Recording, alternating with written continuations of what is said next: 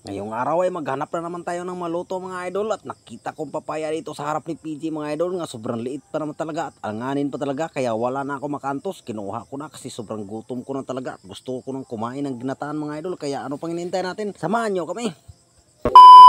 Hello mga idol, for today's video ay magluluto naman tayo ng papaya mga idol. Ginataan natin to mga idol. Di na tayo magpadugay-dugay at ato na rin hinluan mga idol. Ug ato na rin pakpakan mga idol. Ug grabing sabok kaning mga itik ng gagmay mga idol. Dumagko lang kini mga idol. Ay atong ihaw ni mga idol karon mawa nagsamok mga idol.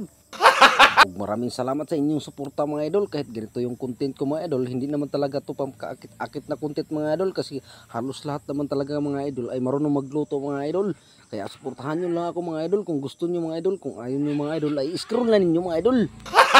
Pagkatapos pala mga idol ay sinunod ko na yung panggisa mga idol para matapos na mga idol, para maluto na natin mga idol kasi sobrang gutom ko na mga idol at di na ako makaantos mga idol. Nagpusing-pusing pala ko din mga idol. Tapos pagpusing-pusing mga idol ay nilabas ko na yung lubi mga idol ug binuntan ko na pala yan mga idol. Binuak ko na mga idol ug wa na mo magpadugay-dugay ug ahoning kaguron mga idol para mahuman na mga idol ug ato na yung maluto mga idol. Ug sobrang sarap naman talaga nito ay siguradong maimpas at mabungkag na naman ang mabahaw natin ito.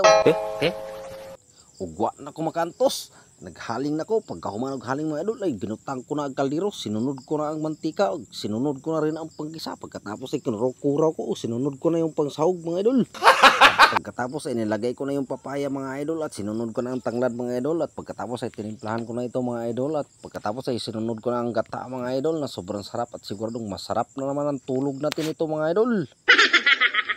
At nung kumulo na mga idol ay binuksan ko na ito mga idol at hindi na ako nagpadugay-dugay. Sinunod ko na ang malunggay mga idol na sobrang presko naman talaga nito mga idol at sobrang daming vitamins talaga nito pag lagyan mo ng ganito yung mga niluto mo mga idol.